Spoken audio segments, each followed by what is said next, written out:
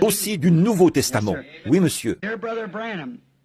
Cher frère Branham, si un bébé naît hors du mariage, cet enfant peut-il un jour être sauvé ou partir dans l'enlèvement? Sauvé?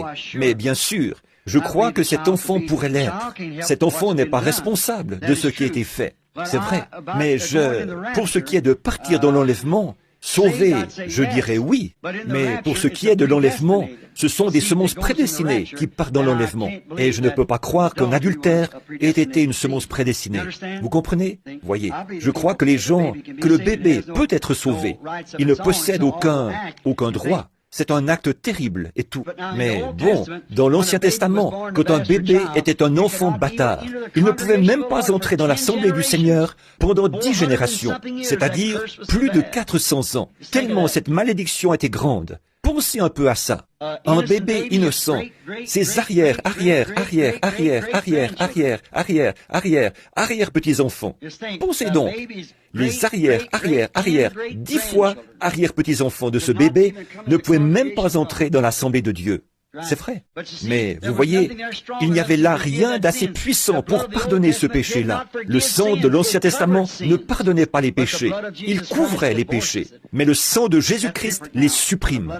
Maintenant, c'est différent. Quand le sang de Jésus-Christ entre, c'est différent. Frère Branham, nous voulons être aussi près que possible de votre message. Devons-nous aller nous installer en Arizona ou bien à Jeffersonville?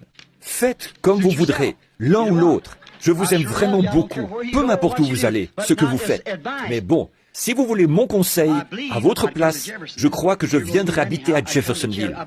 Si vous avez l'intention de déménager de toute façon, à votre place, je viendrai habiter à Jeff. Je crois que je suis plus souvent ici qu'en Arizona. C'est bien. Frère Branham, est-il trop tard pour prêcher encore aux pécheurs? Non, ne vous mettez pas ça dans la tête, frère. Continuez à construire la maison. Continuez à faire tout ce que vous pouvez. Continuez simplement à avancer jusqu'à ce que vous receviez l'appel du départ. Voyez? Question numéro 2. Ceux qui sont sauvés devraient-ils se séparer des pécheurs pour l'adoration? Ceux qui sont sauvés devraient-ils se séparer des pécheurs pour adorer? Je ne sais pas exactement ce que vous voulez dire par là. Si vous voulez dire les pécheurs, comme ceux du dehors on adore Dieu partout, mais je pense que si on faisait ça, comment est-ce qu'on pourrait faire des réunions, puisque les pécheurs viennent là, dans l'église, et ils s'assoient à côté des chrétiens?